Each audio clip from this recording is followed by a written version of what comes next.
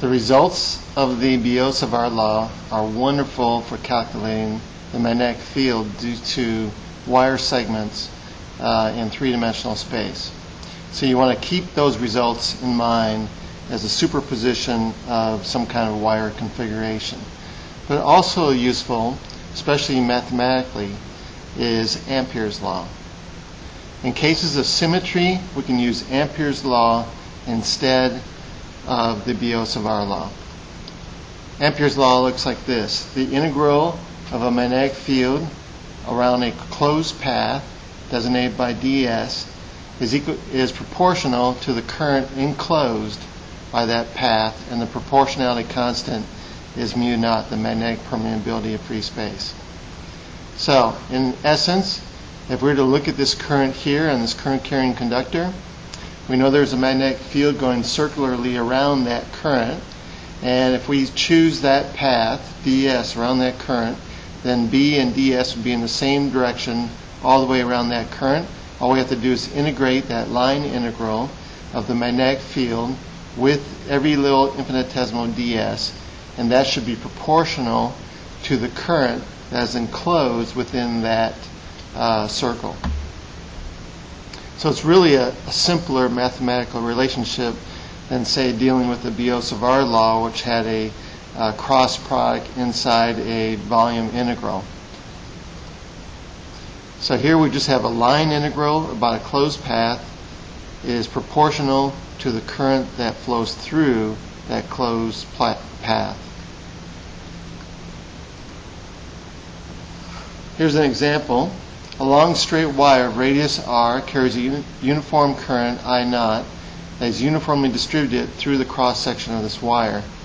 Calculate the magnetic field at a distance r from the center of the wire in the regions where r is greater than the radius of the wire and where r is less than the radius of the wire. We're going to use Ampere's law to do this. So we have a current I naught going through this wire, and we're going to consider some radius smaller than the radius of the wire itself, and that is going to be our path, is around that circumference of that circle of radius r. Hence, we're only going to include and enclose a fractional amount of the total current within that circle. As we consider our line integral, B and ds will be in the same direction all the way around this circle. Hence, B dot ds would be B ds cosine 0. Cosine 0 is 1, so we can simplify our integral to just B ds is equal to mu naught I enclosed. Sounds good? As we go around this circle, it is symmetric around its center, and there's no reason why the magnetic field would be greater at any particular point as opposed to any other point. So the magnetic field, by symmetry, will be constant everywhere around our line integral. Hence, we can take a constant out of the integral, and that's what we're going to do here. So now we have magnetic field times the integral of our ds around this circle is equal to mu naught times I enclosed. Now the I enclosed, though, is just that fractional amount of current that's in that area. It's going to be the fraction of that area to the total area, that amount of the total current available. So our enclosed current is going to be pi little r squared over pi big R squared times I naught, the fractional area. And if we do our line integral around the circle, that's just going to be the circumference of the circle, 2 pi r. So now we have the field times 2 pi r is equal to mu naught pi r squared over pi big R squared, I naught. One of the r's cancel out, and the pi's cancel out, and we have that our magnetic field at a radius r within the wire is equal to mu naught I naught over 2 pi radius of the wire squared times r. R is our variable, everything else is a constant, so the magnetic field is equal to a constant times our variable r. If we were to graph this, it would be a linear function. As r got greater, the magnetic field would get proportionally greater as well, and the magnetic field would be a linear relationship with the radius of the wire inside the wire. What about outside the wire? If we form our path outside the wire, we're simply going to enclose the total current I naught at whatever radius we have, and so that's going to be our total current enclosed, I naught itself. So now our Ampere's law, everything else being the same, the integral of B dot ds around this big circle is going to be B times 2 pi r equals mu naught I naught. Hence, the magnetic field at some arbitrary radius outside the wire is going to be mu naught I naught over 2 pi r, and that is indeed the magnetic field outside a wire, an infinitely long wire. This is the same result we got from the Biot-Savart Law, where we extended the law and the wire segment to infinity on both directions, so that our first angle was 0 and our second angle was 180 degrees, and we ended up with this result as well. So here's a way that we can get it in an easier way using the Ampere's law. Let's try this law out. Here we have two wires. One's carrying a current of 6 amps down, and the other one's carrying a current of 6 amps up. Find the magnetic field at points A and C, where the distance d is equal to 0.7 meters. Our approach to this will be by using superposition. We're going to find the magnetic field due to each wire separately, and then we're going to add those results together. We're going to superimpose them together and get our vector result after that. So assuming we have infinitely long wires, if we look at wire number 1, we would have that the magnetic field at point A is going to be equal to mu naught I over 2 pi r. R is the radius to that point, the perpendicular radius to that point from the wire, and that's going to be equal to half d. So we're going to have mu naught, 4 pi times 10 to the minus 7, 6 amp current over 2 pi, and then our distance d is going to be 0.35 meters, half of 0.7 meters. And that would be equal to 3.43 microtesla. And as I'm looking at this current coming down like this, if I take my right hand, point in the direction of that current, then at point A, which is to the left of that current, I'm going to be coming out of the page. In other words, the magnetic field is going around like this, and to the left of this current, it's going into the page, and to the right of this current, as you're looking at it, it's coming out of the page towards you. What about wire number 2? I got a current going up, but I'm the same distance away, the same value of the current, so mu naught I over 2 pi r is going to be the same magnitude of the magnetic field, 3.43 microtesla. And as we're going up, anything to the right of this current will be into the page. Everything to the left of this current, as you're looking at it, will be out of the page again. So the contribution from wire number 2 is also out of the page. Hence, our total magnetic field will be the sum of these two magnetic fields superimposed together, one on each other, and that's going to be 6.86 microtesla coming out of the page towards you at point A. What about point C? If I look at the first current, wire number 1 again, with going down like this, at point C, which is to the left, it's going to be coming out of the page, and the distance to it from the wire is going to be 2d, which is 1.4 meters.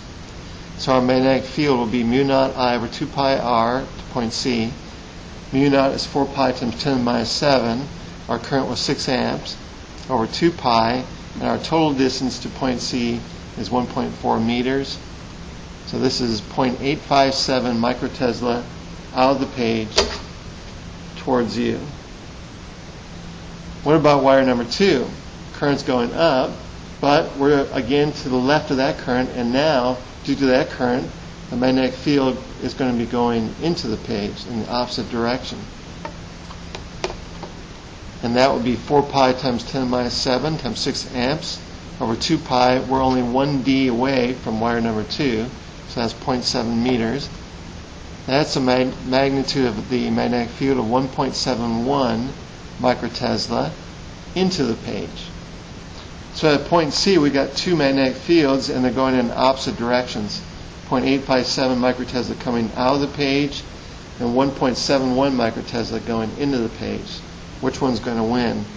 Well, one is going to subtract from the other, and we're going to end up with 0.857 microtesla into the page as we add these fields vectorially, but they're in opposite directions.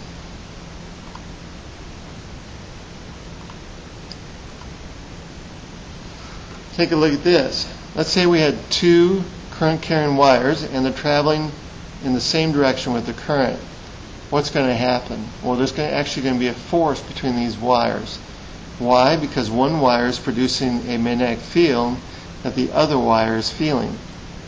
For instance, if we look at current I2 going to the right like this, if I use the right-hand rule, my current's going in that direction, there's a magnetic field going around like this, and above this wire is coming out of the page towards you. So that wire number 1 is feeling that magnetic field from wire number 2 that's coming out of the page all the way along the length of the wire. So it's feeling that same magnitude magnetic field coming out of the page all the way along its length. Hence, we know from chapter 29 that there will be a force on that wire. The magnitude of the magnetic field it's feeling is from wire number 2, and that's mu naught I2 over 2 pi d, where d is the distance that we are away from wire number 2. So that'll be the magnitude. The force is going to be ILB sine theta, and I is going to be I1, L is going to be the length of wire number 1, and the magnetic field B is going to be due to wire number 2, mu naught I2 over 2 pi d. Theta is going to be 90 degrees because the current's going this way, the magnetic field's going this way. That's going to be a 90-degree angle between the two. Sine of 90 is 1. So we have this expression down here. Mu naught I2 over 2 pi d, I1 times L. Or I could write this as mu naught I1 times I2 times the length L over 2 pi d, where d is the distance between the wires. What direction will this force be? The current's going that way, and the magnetic field's out of the page towards you. The force on wire number 1 is going to be down towards the other wire. So these two are carrying currents in the same direction. Wire number 1 is going to be attracted to wire number 2.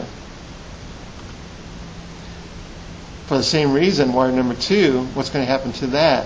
If I have current I1 going to the right, wire number 2 is going to experience a magnetic field from wire number 1 that's going into the page, and with that current going this way and a field going into the page, wire number 2 is going to be attracted upward towards wire number 1. So the two wires are going to be attracted to one another, equal and opposite. The force per length then is going to be equal to mu naught I1 times I2 over 2 pi d, where d is the distance between the wires. It's an attractive force, equal and opposite, if the currents are in the same direction. If the currents were to go in the opposite direction, then we'd have a repulsive force, equal and opposite. So like currents attract and unlike currents repel. Just the opposite of what you had for electric charges. In electric charges, unlike charges attract and like charges repel. Here, like currents attract and unlike currents repel. It's one way that I keep it straight, at least in my mind, is one of the devices that we're going to be interested in is the solenoid. And if you take a core, a cylindrical core, and you take a wire, you can make yourself a solenoid by wrapping a wire turn by turn around this core, and each turn in succession is right next to the last turn. So if you ran a current in that coil of wire, all your currents would go in the same direction through the coils. This device then would naturally have those turns attracted to one another, compacting our device, as opposed to having them repel one another and have it, kind of blow up my solenoid. So we think that currents in the same direction will attract. Let's try this out in a problem. Two wires, each having a weight per unit length of 10 to the minus 4 newtons per meter, are strung parallel to one another above the surface of the earth. The top one is being fixed.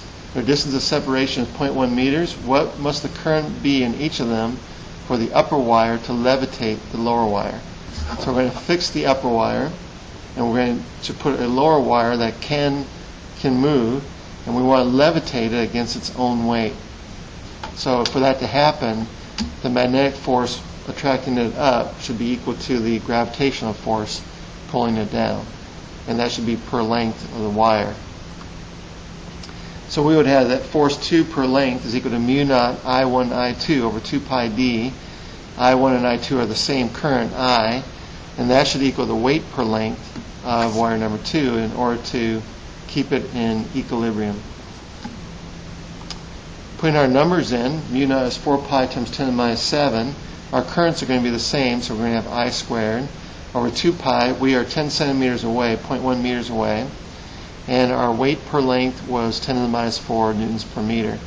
So I can solve this for I, and if I do, algebraically, I get that my current would be 7.1 amps.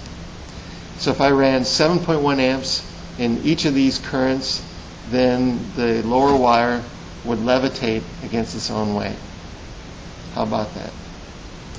If I had a little bit, it's an unstable levitation, it's an unstable equilibrium. If I give it a little bit of a push upward, then the magnetic force would be stronger than the gravitational force at that moment. It'll continue to go upward as it goes towards wire number 1. If I were to give it a little bit of a push downward, then the gravitational force would be greater than the magnetic force as we move further away, and hence it will fall. So it's a very unstable equilibrium. I could do better if I actually had my fixed wire on the bottom and had a wire sitting on it from top and in equilibrium by repulsion that way. That would be a more stable equilibrium. I could push it one way or the other, and it would pretty much stay near that point.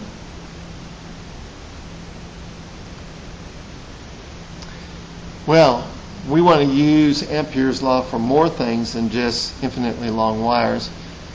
And one question you might have already is, how often are we going to be dealing with infinitely long wires? That's a good question. In terms of problems, quite a lot. In terms of the real world, well, we don't usually have infinitely long wires. But if I had a wire and I was pretty close to the wire, then as far as my perspective is concerned, the wire is looking pretty infinite to me. So in cases where you're relatively close to some wire segment, then the Ampere's law and the formula for infinitely long wire is a very, very good approximation for the magnetic field at that point.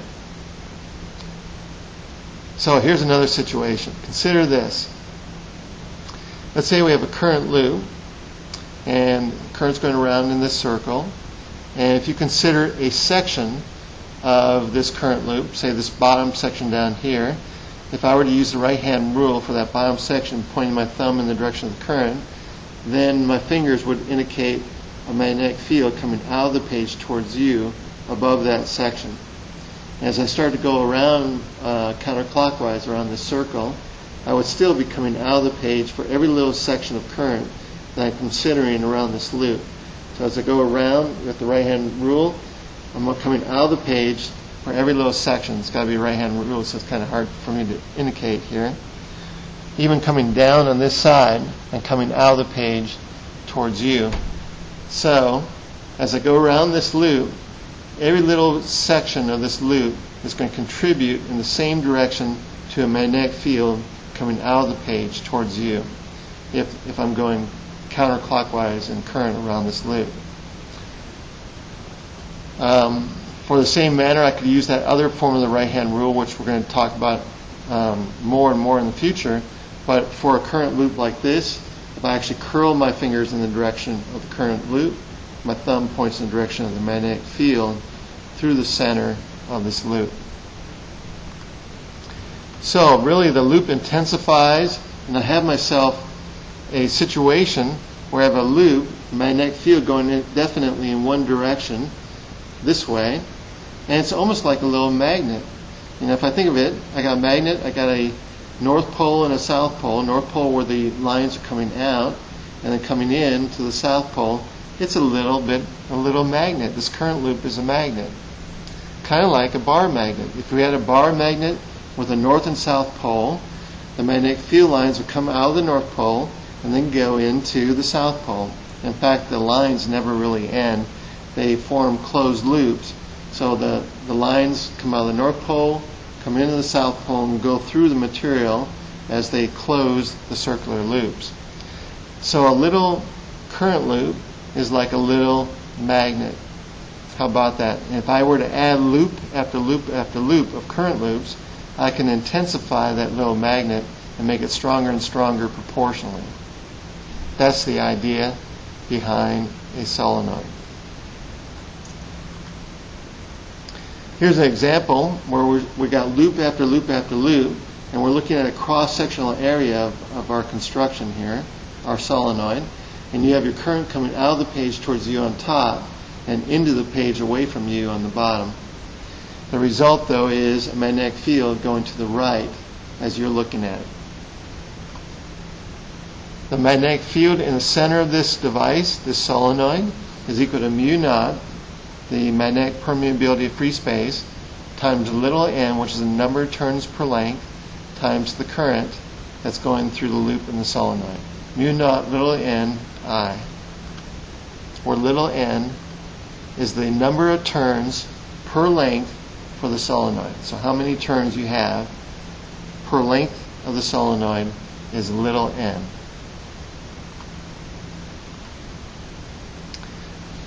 Right-hand rule, curl your fingers in the direction of the current through the loops.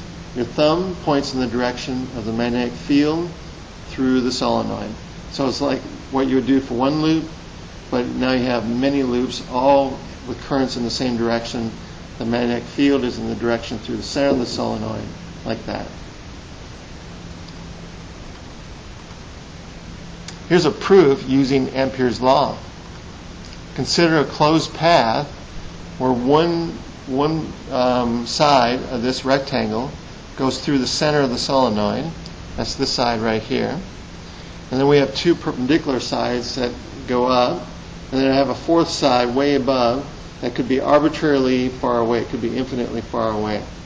And I'm going to apply Ampere's law to this closed loop, this square loop. So we're going to apply B dot ds over this square loop that we've constructed. It should be equal to mu naught times the total current enclosed by this path. Well, in the first part of the path, I got the magnetic field going like this, and my ds is going in the same direction for length L. So that's going to be B times L for B dot ds there.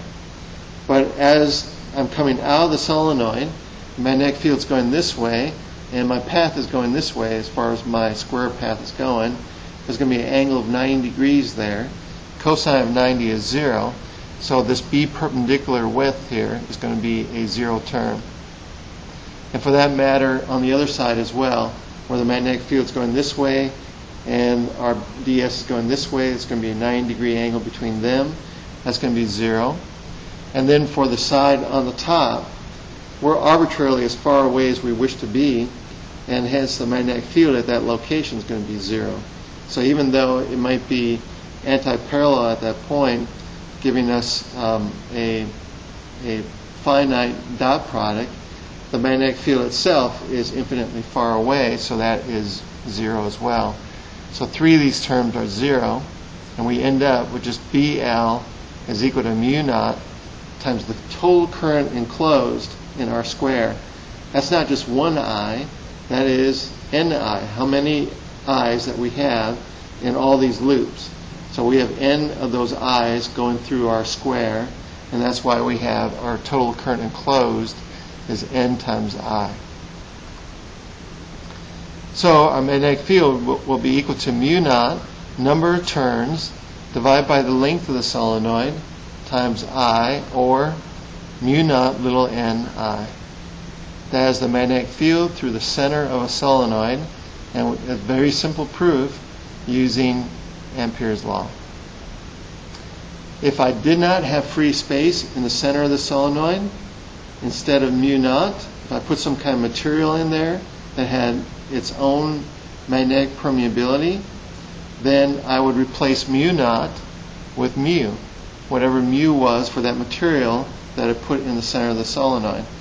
So that's why if you took a nail and you wrapped a wire around the nail, you would make yourself a very good electromagnet, because the magnetic field would be mu little ni, depending on the number of turns you had and the current you run, and the mu would be from the steel of the nail that you put in as your core, and that would greatly increase the magnetic field through the center of that solenoid device. All right, so we're going to conclude this chapter 30 with a brief discussion of magnetic flux. We can say that magnetic flux, which is the number of field lines that actually go through an area, is analogous to what we have discussed earlier about electric flux, where we had an electric field going through an area. Flux is flux. It's the number of field lines that go through a given area. So we define magnetic flux, at least in an integral sense, as the integral of B dot dA, where A is the perpendicular area vector for a surface. If we add up all that contribution of what goes through a surface, that would be the flux through that surface. For a planar area, making an angle theta with a magnetic field, the flux through that area would be the field B times the area A times the cosine of the angle between their two directions. That would be the flux through a planar area. If the angle were 90 degrees, cosine 90 would be 0, and the flux lines would never go through that area, so you would have no flux through that area. The unit of flux is the Tesla meter squared, and it comes up so often in magnetics that we actually have a name for that, and that is the Weber. So the Weber, WB, is the Tesla meter squared.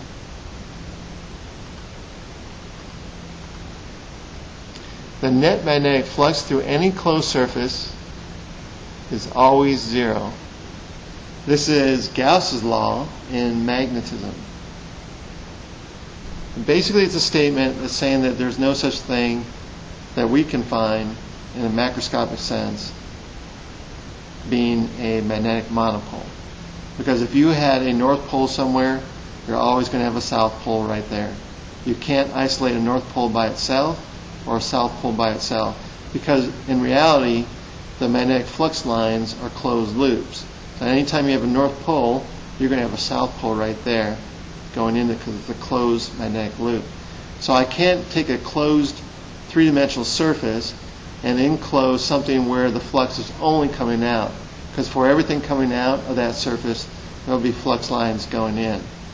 Hence, the net magnetic flux through any closed surface will always be 0, and we can't enclose any flux producing device by itself inside that closed surface, unlike what we had with electric flux, because we could always put a charge inside a closed surface, and so in that case Gauss's law was the integration of the E field with the area was equal to 1 over epsilon naught times the charge enclosed. We could do that because we could actually enclose a flux producing device. We can't do it with magnetism. So there are no magnetic monopoles. A source of magnetic flux cannot be enclosed in a surface. So review, we have Ampere's law. The integration of a magnetic field around a closed path is proportional to the current enclosed by that path. Mu naught is the magnetic permeability of free space, 4 pi times 10 minus 7. For a long wire, the magnetic field by Ampere's law is mu naught I over 2 pi r, where r is your distance away from the wire. For a solenoid, the magnetic field through the center of the solenoid is mu naught little n I, where little n is the number of turns per length. That concludes chapter 30, and we're going to be using this idea of magnetic flux to help us in our discussion of power generation and electric field in the next few chapters.